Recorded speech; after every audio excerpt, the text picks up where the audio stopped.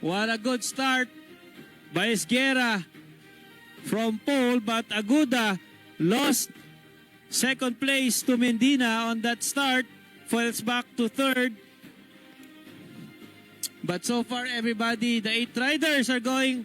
Here we go on the outside. Aggressively, Aguda. Oh, is that Medina?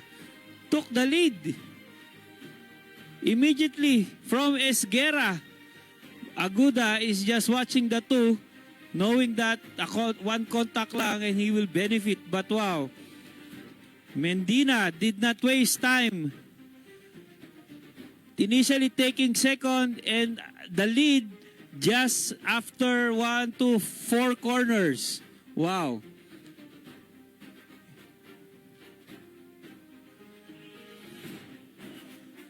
No, but Ace Esguerra managed to take it back.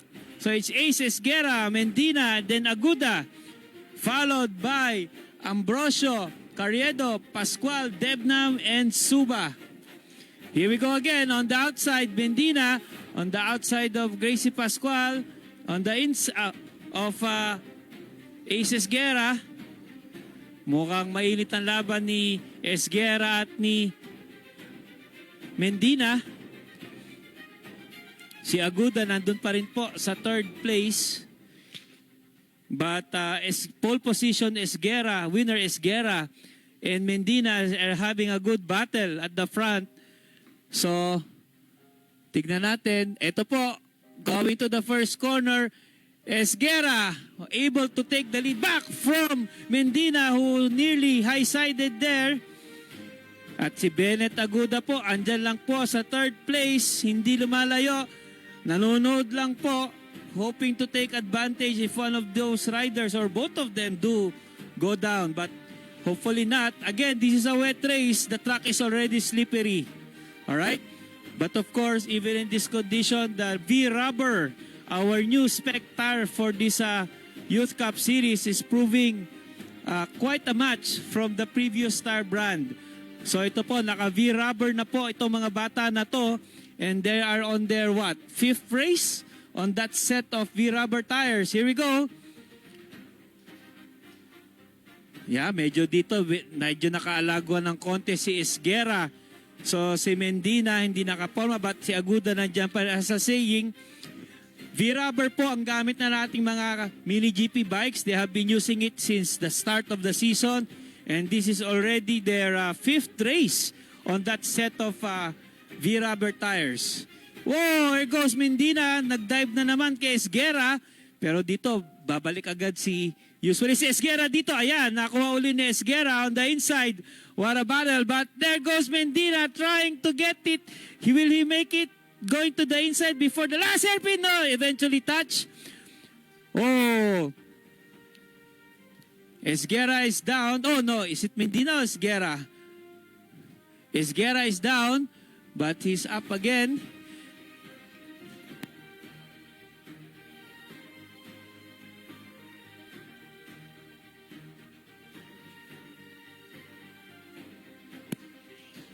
There goes the checkered flag. Wow. So it's Medina winning from Aguda. Unfortunately, Esguerra has fallen down the standing because ngayon lang po niya na-restart ang race. But he needs to cross the finish line so he can still get that points, which is important for the championship. He must cross the finish line. There you go. So Esguerra indeed finishes in 8th. Wow. That's just the first race. Medyo kahit po ating mga Youth Cup riders, medyo dikdikan na po ang laban, but race direction our sanctioning body found it fair. They were battling for position.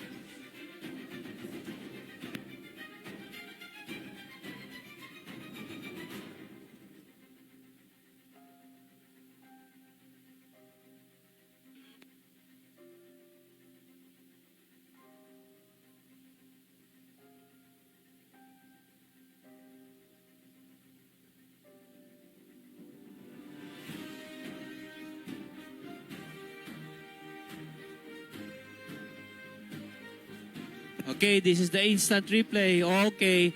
So I think it was Esguerra, I think, who there was contact, but it was Esguerra who leaned into Mendina. That's why he lost balance. But there was no contact of the bikes. Medyo baka nagulat lang si Esguerra. But again, congratulations to Mendina for another win here in the 2026 Moto IR Youth Cup. Next is the SSBK GP 300B Sprint Race. And then 10th on the grid, we have Gracie Reyes, our leading Philippine women's SSBK champion last year and leading this year of Team Wiltec powered by Kawasaki. 11th and last on the grid, we have Kevin Balinang of SDF1 Exol Play Nice Racing Team.